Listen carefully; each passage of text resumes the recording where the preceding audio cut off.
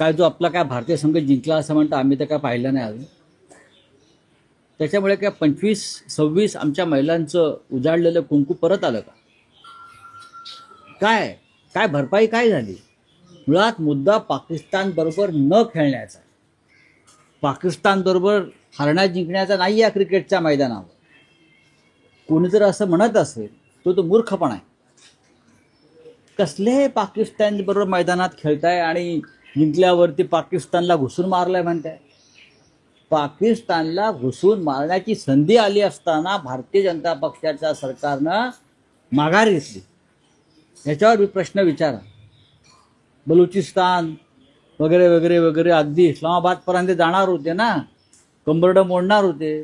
क्रिकेटच्या मैदानावरती काय फिक्सिंगची मॅच होती पूर्णपणे. मी काल म्हटलं 1.5 लाख कोटीचा जुगार कालच्या मॅचवर खेळला गेला. कदाचित पाकिस्तानला सुद्धा त्यातले पैसे मिळाले असते.